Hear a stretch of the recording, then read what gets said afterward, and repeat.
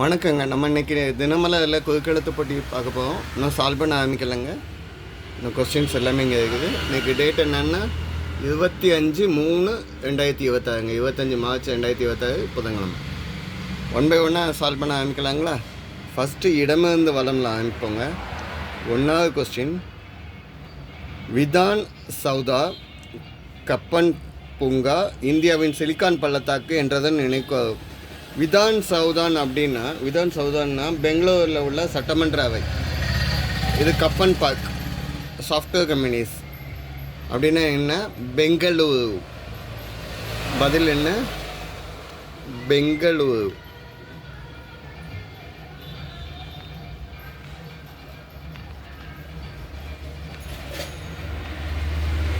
பெங்களூரு கிடையாதுங்க, பெங்களூரு அப்படிங்கிறத நேமை வந்து 2014 பெங்களூரு அப்படின்னு மாற்றிட்டாங்க.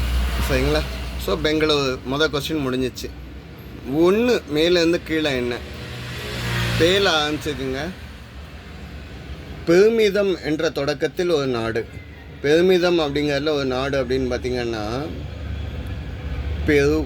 பெருன்னு ஒரு நாடு.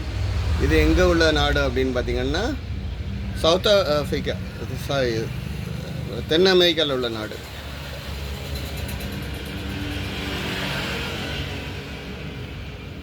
பதில் என்ன? பெரு. 2 மேலேருந்து கீழே என்ன கேல ஆரம்பிச்சுக்குங்க. அவன் சிறு வயதிலேருந்தே கணிதத்தில் புலி, அதனால் அவனே சகுந்தலா தேவியின் வாரிசு என குறிப்பிடுவாங்க. சகுந்தலா தேவி வந்து எதில் ஃபேமஸ் அப்படின்னா maths puzzle solving, maths quants option சொல்லி சாஃப்ட்வேர் கம்பெனிக்கு போகக்கூடியதில் ஒரு சம்ம எவ்வளோ வேகமாக சால்வ் பண்ணுறாங்களோ அதில் ரொம்ப ஃபேமஸ்ஸு சகுந்தலா தேவி. இவங்களோட புக்கு வந்து பசில் டு பசில்னு இருக்குது. அப்போ கணிதத்தில் அப்படின்னு எழுதலாம். அவன் சிறு வயதிலிருந்தே கணிதத்தில் புலி, கணக்கில் புலி இல்லைன்னா கணிதம் சொல்ல முடியாது, கணக்கில் புலி எழுதுவோம். 2வது எழுத்த தப்பாக இருந்தால் மாற்றிக்கலாம். 3 சொல்லினாங்க. கணக்கில் புலி. ஓகே. 4 இடம் வந்து வலம் பார்ப்போம். டேஷ் தீர்ப்பே மகேஷன் தீர்ப்பு. இது பேர் என்ன சொன்னது? மக்கள் தீர்ப்பே மகேசன் தீர்ப்பு எலெக்ஷனுக்காக. ஆனால் இதில் இன்னொரு விஷயம் என்னென்னா, இது வந்து லத்தீன் மொழியில் ஆல்ரெடி இருந்தது. வாக்ஸ் பப்புலி வாக்ஸ் டே அப்படின்னு சொல்லியிருக்கு. இதை தான் தமிழாக்கம் தான் மக்கள் தீர்ப்பு மகேசன் தீர்ப்பு. சரிங்க. 9 இடமிருந்து வளம் என்னன்னு பார்க்கலாமா? இல்லைல்ல முடியுது. பொய் வாக்குறுதி தராத அரசியல்வாதியா? வீணா டேஷ் கனவு காணாத. பகலில் கனவு கண்டா பலிக்காது.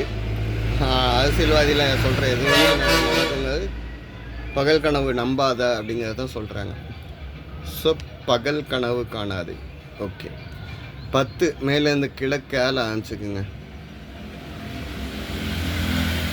சுஜாதா எழுதிய ஒரு புதினம் டேஷ் செண்பகப்பூ. இந்த புக்கோட நேம் என்னென்னா ஆனந்த விகடனில் வந்ததுங்க. என்னன்னா கதையெல்லாம் செண்பகப்பூ. இதை அப்படியே படமாகவே எடுத்தாங்கங்க. கதையெல்லாம் செண்பகப்பூ. இது எந்த வருஷம் வந்ததுன்னா 1981 ஆனந்த விகடனில் தொடர் கதையாக வந்துக்கிட்டு இருந்தது. இதை படமாகவே எடுத்துக்காங்க, தமிழ் மூவி. படத்தோட பேரும் கதையெல்லாம் செண்பகப்பூ தான். சரிங்க. 15 இடம் வந்து வரலாம் பாருங்க. ரொம்ப லாங்கான வேர்டு. என்ன கொஸ்டின் முதல்ல பார்ப்போம். டேஷ் வட்டம் பார்த்தேன் ஒச்சம் நாணயம். இது பாட்டுங்க, சினிமா பாட்டு. ஸ்னேகா அந்த இதில் டான்ஸ் ஆடுவாங்க. பல்லாங்குழியின் வட்டம் பார்த்தேன் ஒச்சை நாணயம். பல்லாங்குழியின்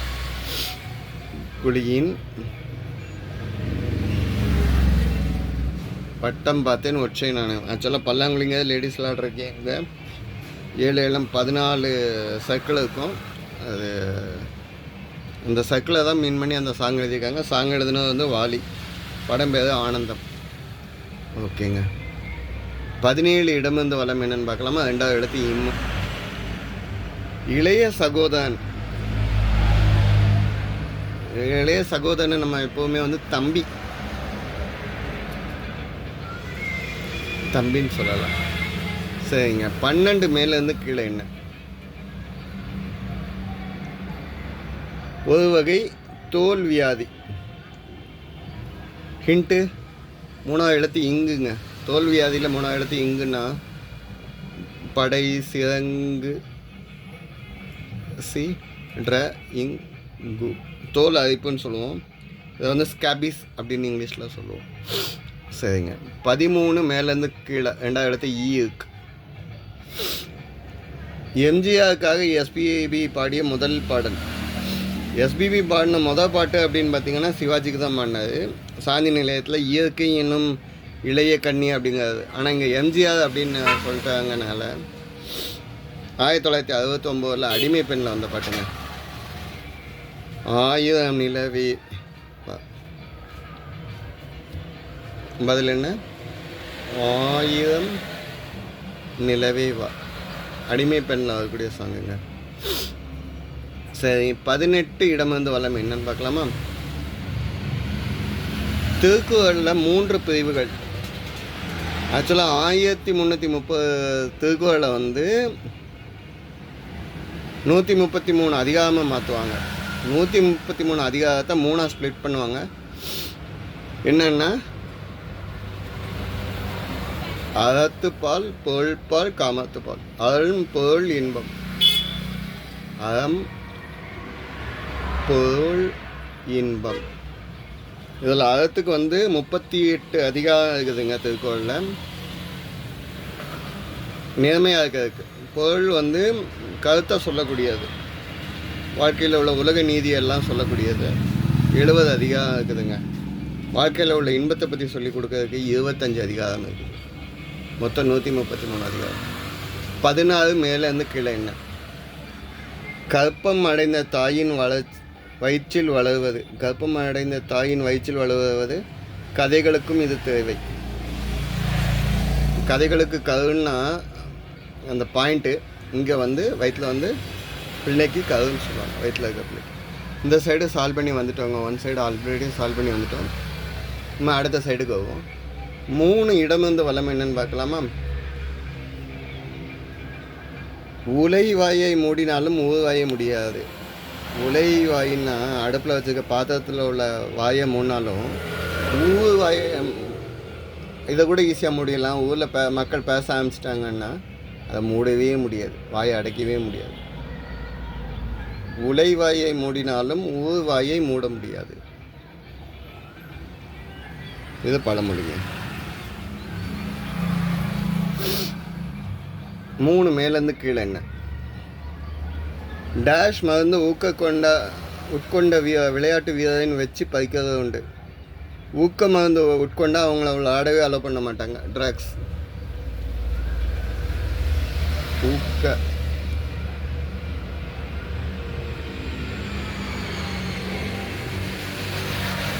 ஸோ ஊக்க மருந்து உட்கொண்ட விளையாட்டு வீரர். ஓகேங்க. 5 இடமிருந்து வளம் என்ன? கவிஞரிடமிருந்து பார்ப்பது கவிதை தாங்க. ஆல்ரெடி ஹிண்ட் வந்தாச்சு. அதனால் கவிதை. கவிஞர் எப்போவுமே கவிதைகள் தான் எழுதுவார்கள், பாடல்கள் எழுதுவாங்க. சரிங்க. 6 மேலேருந்து கீழே என்ன?